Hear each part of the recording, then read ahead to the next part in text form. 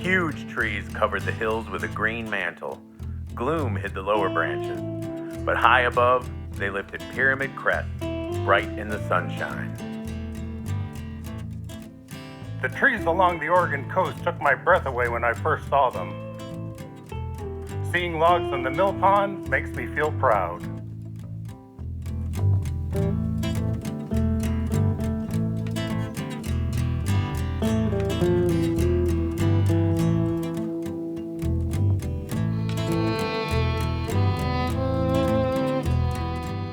Our husbands and sons could always count on jobs.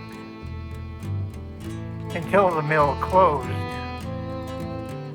The big companies always had the newest, most powerful machines. You mean those machines that helped make clear cuts? Logging put cash in our pockets. And mud in our rivers.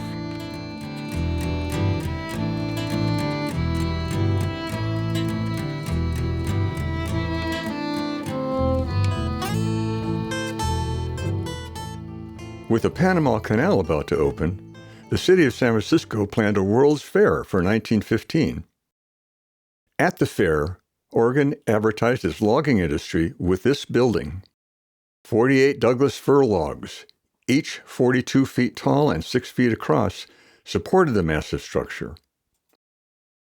Few of us today have seen Douglas fir trees as big as those sent to San Francisco, much less a forest of the monsters. In 1900, Oregon's coastal mountains had millions of the huge trees.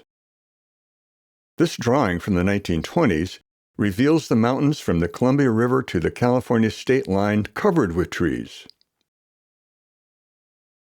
After lumber barons in the early 20th century had assembled vast tracts of timber, Oregon advertised for immigrants and investors. Excursion trains brought settlers, speculators, and experienced loggers to see for themselves what the ads claimed would take 400 years to cut. As profits from logging soared, critics warned the industry was killing trees 4 times faster than growing trees. They wanted less cutting and more conservation. When I walk through all the hand-planted trees today, it's like walking through a cemetery. Our old growth trees are gone. The ones still standing want to tell a story of how it was and never will be again. Sometimes it took a full day for the earliest settlers using axes to fall a big tree. In the 1880s, crosscut saws replaced axes for much of the task. The new technology meant loggers could fall 2 trees a day in big timber.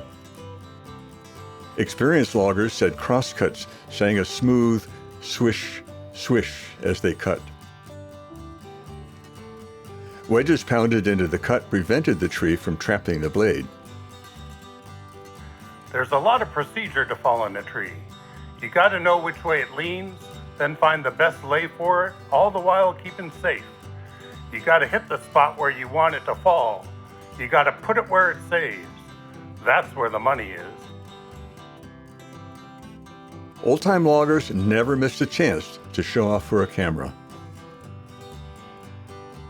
The first chainsaws weighed 100 pounds and needed 2 men to operate. As saws got lighter, they transformed logging yet again. 1 man with a chainsaw could fall more than 3 men using axes and handsaws. There's not near the loggers there used to be. Years ago, you might have 2 million feet and 40 acres. You, your axe and saw, and your partner go into yesterday's 40, you'll be there a month. You don't need so many loggers to handle the timber on today's 40. Now, just you and your chainsaw wipe out 40 in 10 days. Then you move on. That's the difference. Tree trunks on the ground could lie higher than the loggers bucking them. Depending on their length, logs from a tree this size could yield 2,000 board feet of lumber. After bucking the log, choker setters wrap it in cables so an engine can bring it to the landing. When I thought of my husband and sons in the woods, I thought of the magnificent trees cracking to earth, The greenery dragging through dust and mud, and men bucking the great hulks into lengths and loading them into cars and dumping them in the mill pond. I thought of the animals and birds forced to find new homes to escape the menace of man. Death while logging could be brutal, but quick. A man might die under a rolling log, in a tangle of flying rigging and chokers. From the kickback of a tree as it cracked from its stump, maybe a limb broke off during a storm and lay quietly in a jumble among other limbs until something made it turn loose to strike like lightning. That's why we call them widowmakers. This carefully composed image captures every aspect of logging for local markets in the 1890s. Oxen pull logs over a skid road. Loggers standing on springboards hold axes. Buckers in the foreground use crosscut saws. Some women and children take part in the event, but there's not a machine or hard hat in sight. When distance to the mill was less than a mile and over level ground, oxen could pull tons of logs at once over a skid road.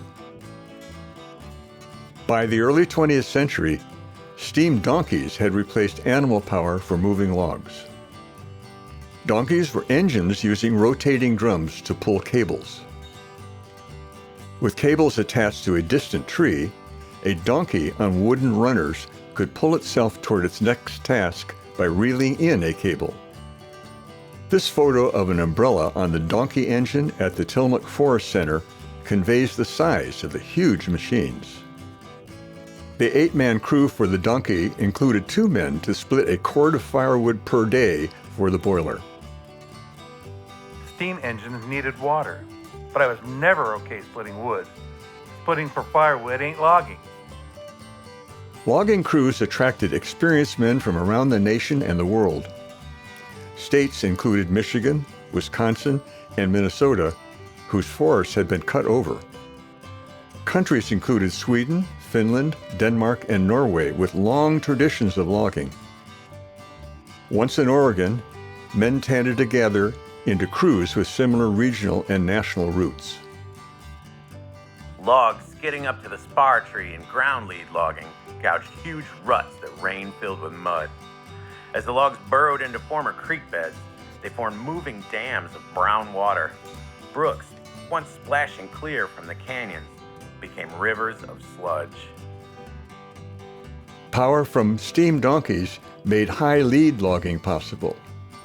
In the 1920s, high lead logging almost doubled production because logs moved through the air instead of dragging over the ground. When the drums on the donkey begin to turn, the chokered logs leap like hooked sharks, only 1,000 times more dangerous. They go bumping towards the spar tree, plunge into the earth, leap through air, then down again plowing rocks and dirt faster than a man could run. Horses could pull wagons faster on solid ground than oxen could pull logs over skid roads. And horses ate less, seemed smarter, and didn't have horns. Loggers often relied on water to move logs to mills. Here, horses have brought logs to a landing next to the backwater of a river. The driver on a floating log will use a pike pole to guide the log into the flow of the water. Once in the river, a boom or dam could control the logs until water rose high and fast enough to carry them downstream. Floating logs meant photo opportunities. The people here each had to walk from the bank over several floating logs to get into position for the camera. Loggers built splash dams on dozens of coastal streams from the 1880s through the 1940s. A reservoir behind the dam might hold thousands of logs.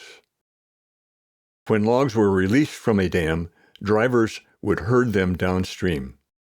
River drivers considered themselves elite because they felt exposed to more danger than even high climbers cutting spar trees. Drivers liked to brag they could ride a bubble all the way to the mill. Logs released by splash dams washed out gravel beds for salmon spawning, flushed away sandbars and docks, and brought tons of silt into estuaries as they tumbled downstream. The Oregon legislature outlawed splash dams in 1956. When distances from job sites to rivers grew too long to haul logs by oxen, loggers tried crude railroads. The rails in this image are the trunks of small trees. Loggers used iron rails set on ties before steam engines entered the woods. 2 horses could not pull a monster such as this along a skid road, but could move it easily over rails. Eventually, steam replaced muscle as timber owners built railroads. Short lines carried logs to main lines connecting directly to mills. The Coast Range once had thousands of miles of logging railroads. Clear cutting protects loggers' safety. While it also protects corporate profits. Clear cutting helps prepare soil for the next crop of trees. Yeah, while destroying the last crop of trees. Building railroads often required blasting tunnels through bedrock under the forest. The line connecting Tillamook and Nehalem Bays with Hillsborough had 11 tunnels. Moving logs on trains over canyons required trestles strong enough to carry cars loaded with tons of logs. Most structures, such as this pile trestle, were planned to last only until operations stopped, so were built quickly using nearby materials. Building a cribbing trestle simply involves stacking logs at right angles until reaching the required height. Cribbing trestles went up faster and needed fewer machines to build than pile trestles, but could not reach the heights needed to cross canyons. Trestles built with hasty construction, poor engineering, or rotted materials led to frequent accidents. 6 men died when this train fell into a creek east of Bandon. Rumor said train crews walked across trestles they thought might fail, letting only the engineer risk staying on board. Accidents didn't always involve deaths. They did always involve the cost of salvaging the train and loss of production for several weeks. I remember the old days when we didn't have to deal with an army of inspectors rushing around with eagle eyes and notepads. We had the woods to ourselves while we got the logs on their way to the mill. From the men who bought the forest to those who sold logs and lumber, complex logistics required dozens of skills and years of experience. Most of the men here, perhaps 90%, never used an axe except to cut personal firewood. All call logging their profession. The early years of gasoline engines began the last years of steam engines in the woods. It's a hearse for logs. It's a truckload of money. You can't go wrong driving a log truck. Remember what happened to your father when the mill closed. Gasoline engines driving trucks appeared in the woods at the same time as automobiles appeared on local roads. Trestles with planks for trucks cost less to build and maintain than those with rails for trains. After the First World War, loggers bought hundreds of trucks from military surplus. Early gas engines could not match steam locomotives for pulling loads or climbing steep inclines, but individual trucks meant more flexibility than lines of rail cars. As the logging industry boomed during the 1920s, highway officials began setting weight limits for trucks. Heavy loads also meant longer loads, so trailers often did not stay within the lanes of tight curves. Throughout the 1950s, half of all motor vehicle accidents in Oregon involved log trucks. By the 1950s, truck engines had enough power to haul heavy loads up steep hills. Thousands of logging roads ran into the woods. The era of railroad logging was over. A 40-foot Douglas fir log for Oregon's Centennial Exposition in 1959 symbolized boom times in the logging industry. The prophetic words of the Oregonian newspaper 60 years earlier still rang true. Prosperity may not bless the present generation for turning forests into fields, but while the change happens, the lumber business will place into circulation an immense amount of money. The logging boom of the 1950s brought even more logging roads into the Coast Range.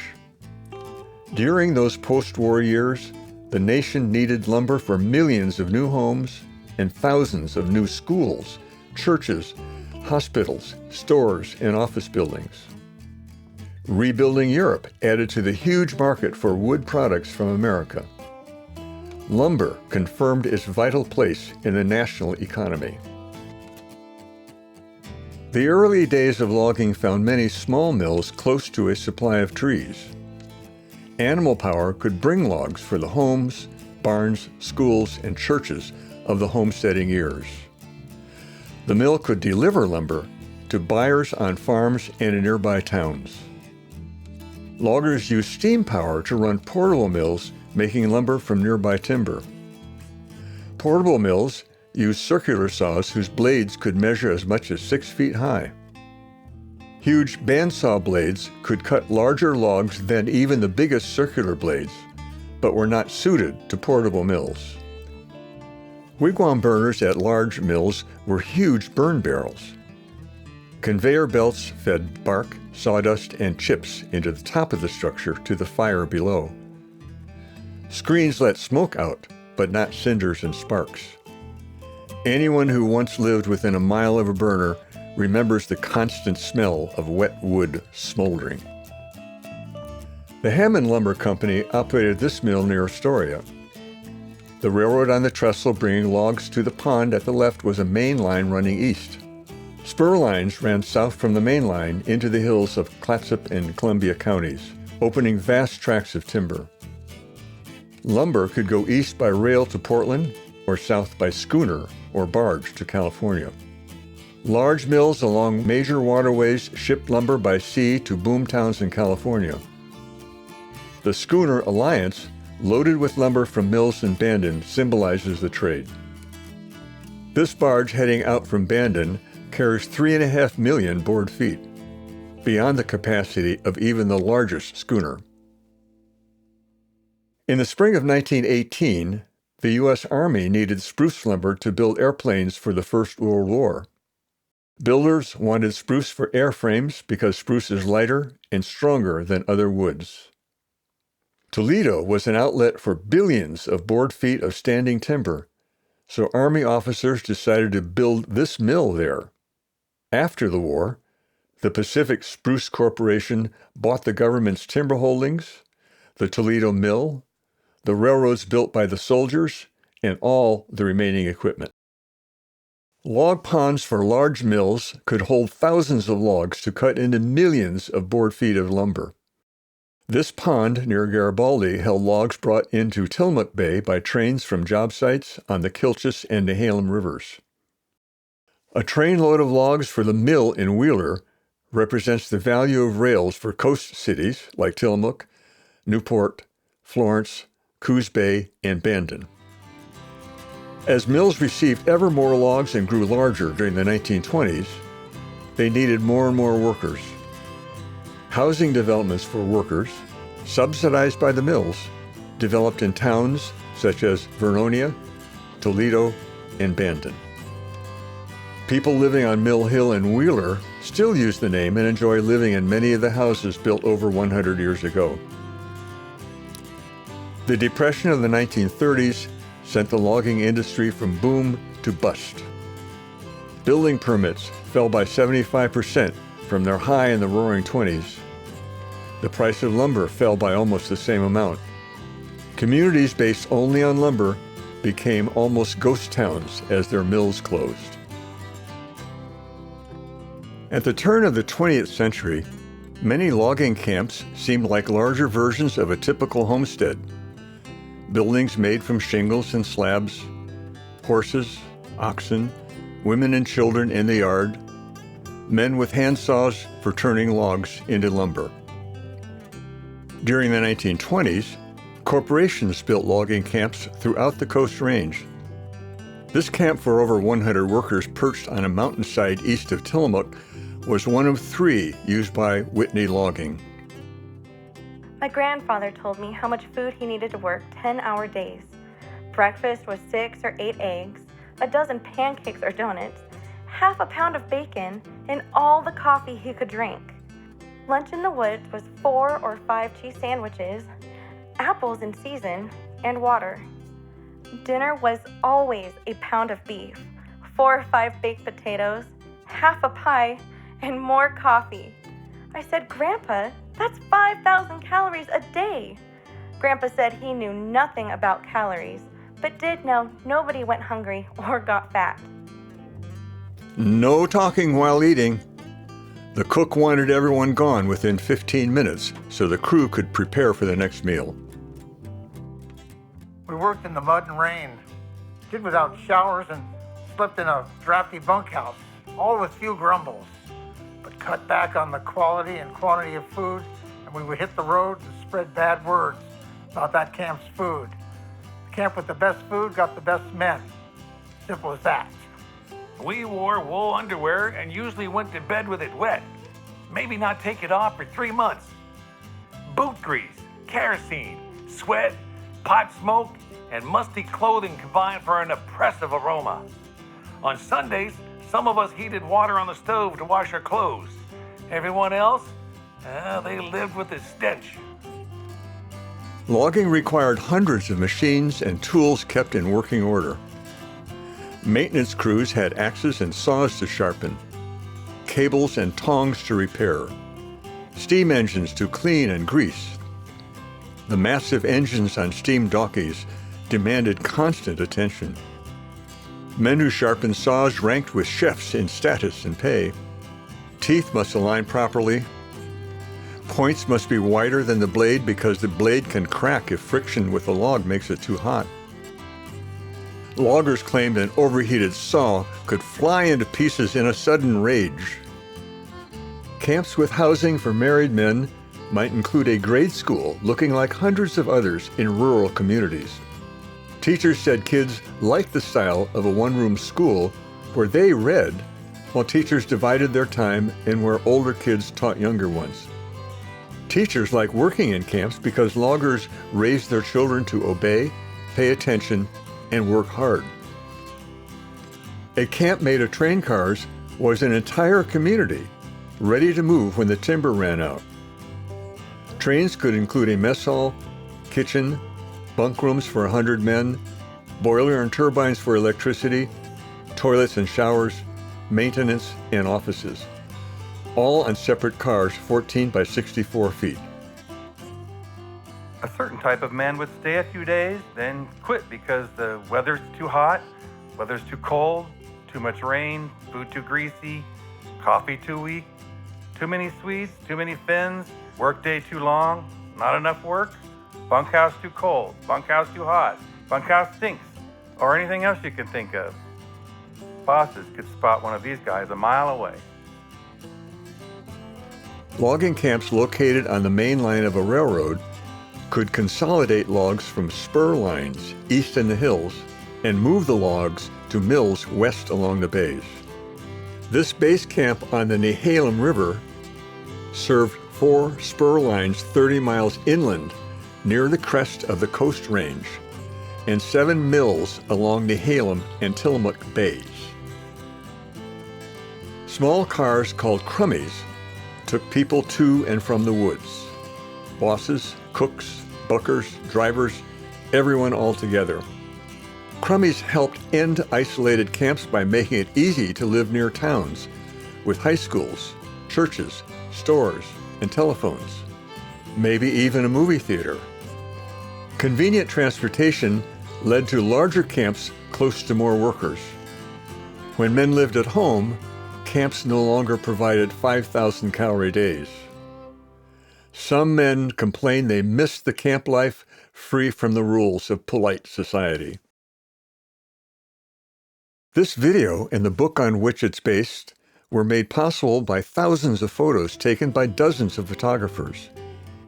During World War I, the Army hired photographers to record the spruce soldiers working throughout western Washington and Oregon, including this unit at the Brighton Mill in Nehalem Bay. Photographers under military contract stayed busy capturing images of logging operations, but also made time for memory shots of ordinary soldiers. Freelance photographers made images at logging sites so loggers could buy prints to send home. They often arrived on Saturday to sell prints from pictures taken during a previous visit. Saturday was payday, so they wanted to make sales before the men took their cash to town. On Sunday, photos could include visiting wives and children, making sure to show plenty of potential customers.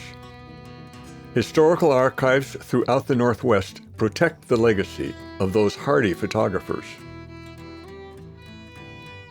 The Oregon legislature created the Department of Forestry in 1911 to fight forest fires. Since then, the mission of ODF has grown to include protecting watersheds, requiring replanting after logging, promoting recreational uses of forests, and managing thousands of acres of forests owned by the state. Today, the Department of Forestry must respect the range of opinions about logging that Oregonians have discussed for over 100 years. Opinions contrasting clear cuts with clear rivers, fighting fires with managed burns, profits with preservation. We hope this production will help you take part in those discussions while understanding the deep roots of every point of view. Around us, ancient trees stretched into the clouds. The woodland seemed as vast as the infinite sky. To feel truly humble, one must stand quietly in the midst of the Oregon rainforest.